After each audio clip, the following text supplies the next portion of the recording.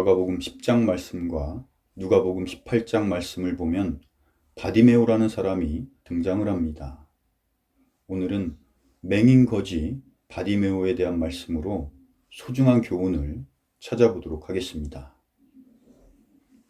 성경에는 많은 사람들이 예수님께 도움을 간구합니다. 그들을 향하신 예수님의 행하심은 언제나 한결같았으며 단 한 번도 그들을 외면하신 적이 없으셨습니다. 그것은 인간을 사랑하시는 주님의 모습이며 지금도 여전히 주님을 찾는 자들에게 응답을 주시고 삶의 가장 큰 문제를 해결해 주십니다. 마가복음 10장 46절입니다. 그들이 여리고에 이르렀더니 예수께서 제자들과 허다한 무리와 함께 여리고에서 나가실 때 디메오의 아들인 맹인거지 바디메오가 길가에 앉았다가, 바디메오는 여리고성의 맹인이었고 거지였으며 사회적으로는 이름조차도 없고 보잘것없는 자였습니다. 바디메오라는 것은 사람의 이름이 아니라 디메오의 아들이라는 뜻입니다. 당시 유대인들에게 거지나 맹인은 죄인 취급을 받았기 때문에 바디메오는 이중적인 불행 속에서 매우 비참한 삶을 살았다는 것을 예상해 볼 수가 있습니다. 바디메오의 모습은 세상 사람들과 흡사하다고 할 수 있습니다. 진리에 대한 소경으로 살면서 세상과 시간 앞에서 삶을 구걸하다가 결국 영원한 불못으로 떨어지는 비참한 인생들의 영적 모습과 매우 유사합니다. 바디메오는 그날도 평소와 같이 지나가는 사람을 향해 손을 내밀며 구걸을 했을 것입니다. 그 평범한 날 속에서 바디메오는 주님을 만났고 놀라운 변화를 경험하게 됩니다. 그날 예수님께서 여리고성의 바디메오 앞을 지나가고 계셨습니다. 마가복음 10장 47절입니다. 나사렛 예수시란 말을 듣고 소리질러 이르되 다윗의 자손 예수여 나를 불쌍히 여기소서 하거늘, 바디메오가 나사렛 예수라는 말을 듣고 소리를 질렀다고 했습니다. 그런데 성경 말씀을 보면 사람들은 예수님을 낮추는 말로 사용했던 나사렛 예수라고 말했지만 바디메오는 다윗의 자손 예수라고 외쳤습니다. 그 당시 유대인들에게 다윗의 자손이라는 말은 구원자, 즉 그리스도를 의미하고 있는 엄청난 말이었습니다. 그것은 바디메오의 외침이 우연한 외침이 아니라 평소 마음속으로 준비하고 있던 외침이라는 것을 알 수가 있습니다. 바디메오는 여리고성에 앉아서 사람들이 말하는 예수님에 대한 많은 정보를 기동량으로 들었을 것입니다. 특히 요한복음 9장에 기록된 날 때부터 맹인이었던 사람의 눈을 뜨게 하신 그 이야기도 분명히 들었을 것입니다. 그는 주워들은 이야기만으로도 예수님께서 그리스도라는 것을 확신했고 그분을 만날 수 있다면 자신도 분명 눈을 뜰 수 있을 것이라는 믿음을 갖게 되었습니다. 그리고 예수님과의 만남을 고대하고 있었습니다. 그렇게 말로만 들었던 예수님께서 자기 앞을 지나가신다는 말을 듣고 예수님을 외쳐 부르기 시작했습니다. 48절을 보겠습니다. 많은 사람이 꾸짖어 잠잠하라 하되 그가 더욱 크게 소리질러 이르되 다윗의 자손이여 나를 불쌍히 여기소서 하는지라. 바디메오가 주님을 큰 소리로 부르자 많은 사람들이 그를 꾸짖었다고 했습니다. 그들 중에는 예수님의 제자들도 있었지만 그 누구도 바디메오의 간절함에 관심을 두지 않았습니다. 그들은 소경거지였던 바디메오를 천하고 별 볼 일 없는 사람이라고 판단을 했습니다. 그때나 지금이나 사람을 외모로 판단하는 사람들이 많다는 것을 알 수 있습니다. 안타까운 것은 하나님을 믿는다고 말하는 사람들 중에도 그런 자들이 있다는 것입니다. 제가 처음 성경을 접하고 같은 믿음을 가진 사람들과의 교제가 많이 그리웠습니다. 그래서 집에서 가장 가까운 교회를 찾아갔는데 제법 규모가 큰 교회였습니다. 인상이 참 좋으신 목사님께서 저를 반갑게 맞이해 주셨고 제가 교회에 다니고 싶다는 말을 드렸더니 묻지도 않았는데 친절하게도 자기소개를 10분 이상 해주셨습니다. 자신이 나온 신학대가 어디이고 그 신학대를 나와야만 제대로 된 목사가 될 수 있다고 말을 했습니다. 지금까지 몇 개의 교회를 세웠으며 몇 번의 금식 기도를 했고 어디서 목회를 하다 오셨는지 그다지 궁금하지 않은 이야기를 아주 길게 해주셨습니다. 자기소개가 어느 정도 마무리되자 저에게 직업이 무엇인지 질문을 하셨습니다. 저는 혈액투석 중이고 집에서 투병 중이라는 말씀을 드린 후에 성경을 읽다가 궁금했던 몇 가지 질문을 드렸습니다.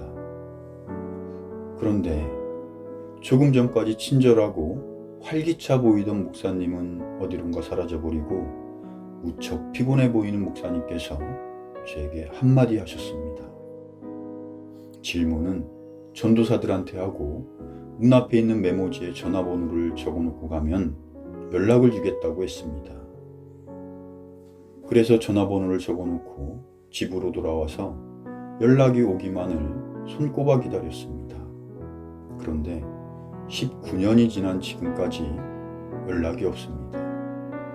물론 모든 목사님들이 그렇다는 것은 아니고 그런 경우도 있었다는 것입니다.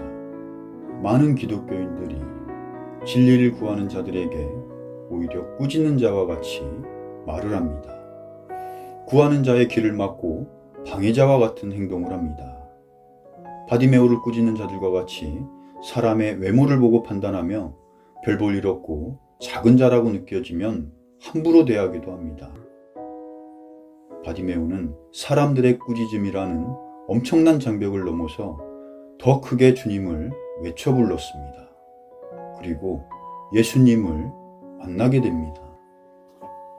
바디메오는 엄청난 결함과 나쁜 환경 속에 있었지만 예수님을 만나는데 문제가 되지 않았습니다.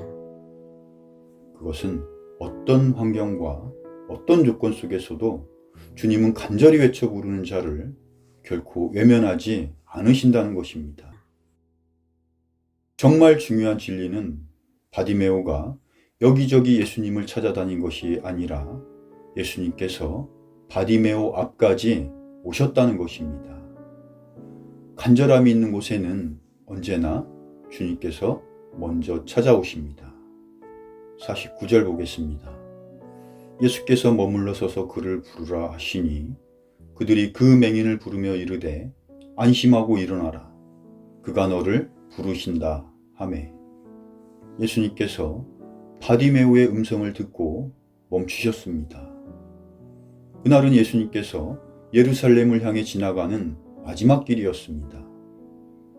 그 길은 십자가의 고난과 죽음을 향해 가는 마지막 길이었기에 다시는 그 길을 지나갈 일이 없었습니다.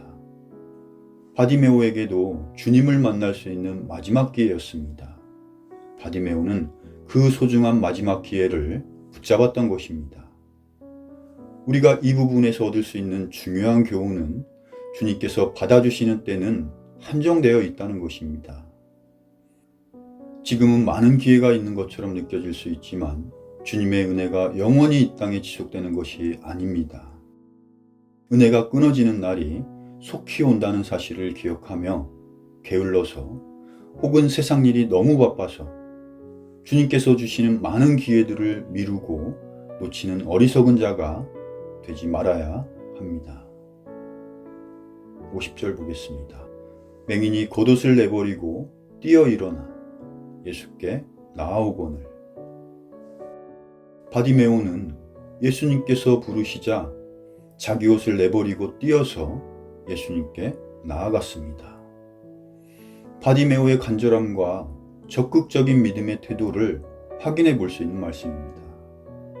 겉옷이란 당시 사람들에게 가장 중요한 물건 중 하나였으며 매우 비싼 물건이었습니다.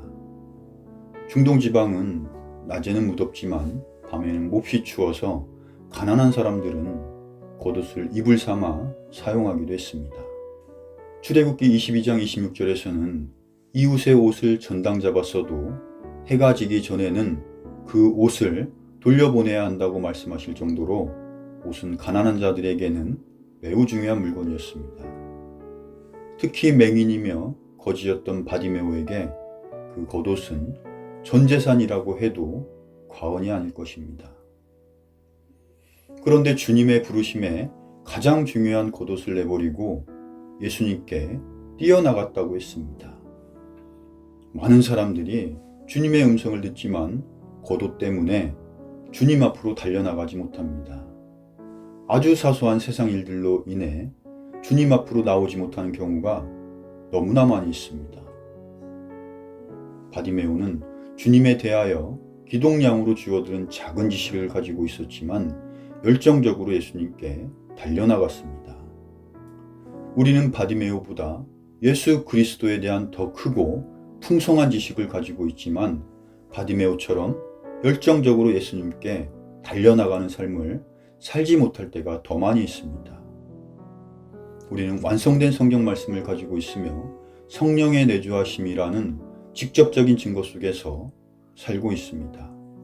지난 2000년 동안 수많은 성경 예언의 성취와 믿음의 선진들을 통해 예수님께서 구원자라는 확실한 증거를 넘치도록 가지고 있습니다. 그럼에도 그 많은 지식에 합당한 믿음을 지니지 못할 때가 많이 있습니다. 우리에게 정말 필요한 자세는 주님에 대한 지식이 비록 작을지라도 정확하게 주님을 알아보는 것이며 주님을 간절히 부를 수 있는 믿음의 태도입니다. 작은 지식을 가지고 있었지만 자신에게 가장 소중한 겉옷을 버리고 예수님께 뛰어나갈 만큼 열정적으로 예수님께 반응했던 바디메오의 행동은 우리에게 커다란 신앙적 교훈을 제시하고 있습니다. 마가복음 10장 51절입니다. 예수께서 말씀하여 이르시되 내가 무엇을 하여 주기를 원하느냐? 맹인이 이르되 선생님이여 보기를 원하나이다. 예수님께서 바디메오에게 무엇을 하여 주기를 원하는지 묻자 바디메오는 주저하지 않고 보기를 원한다고 했습니다. 만약 주님께서 저에게 무엇을 하여 주기를 원하느냐 라는 질문을 하신다면 저도 주저없이 하고 싶은 말이 있습니다. 저의 모든 삶의 날들이 괴롭고 힘들지라도 죽는 날만큼은 그 어떤 날보다 평안하기를 원합니다. 라는 간구를 드리고 싶습니다. 이 영상을 보시는 분들께서도 주님의 질문에 대하여 한 번쯤 생각해 보시고 간구해 보는 시간을 가져보시길 바랍니다. 합당한 간구라면 주님께서 반드시 들어주실 것입니다. 마가복음 10장 52절입니다. 예수께서 이르시되 가라 내 믿음이 너를 구원하였느니라 하시니 그가 곧 보게 되어 예수를 길에서 따르니라. 주님께서 바디메오에게 말씀하십니다. 내 믿음이 너를 구원하였느니라. 이 말씀은 혼의 구원이라는 의미는 아니고 육신적인 치유라는 의미를 가지고 있습니다. 진정한 은혜는 그 뒤에 있습니다. 그가 곧 보게 되어 예수를 길에서 따르니라. 마침내 눈을 뜨고 육신적인 온전함을 받았을 때 바디메오는 세상 좋은 것들을 바라보며 세상을 따라간 것이 아니라 가장 먼저 하나님께 영광을 돌리며 길에서 예수님을 따랐다고 했습니다. 예수님께서 바디메오에게 가라고 말씀하셨을 때 바디메오가 선택한 길은 예수님을 따르는 길이었습니다. 비록 작을지라도 정확한 믿음을 바탕으로 주님을 간절히 외쳐 부르고 주님께 즉각적으로 반응하며 세상보다는 예수님을 먼저 바라본 바디메오처럼 우리도 그렇게 주님만을 온전히 의지하고 주님만을 따르며 주님의 뜻을 이루어가는 삶을 살았으면 좋겠습니다. 이상 마치겠습니다.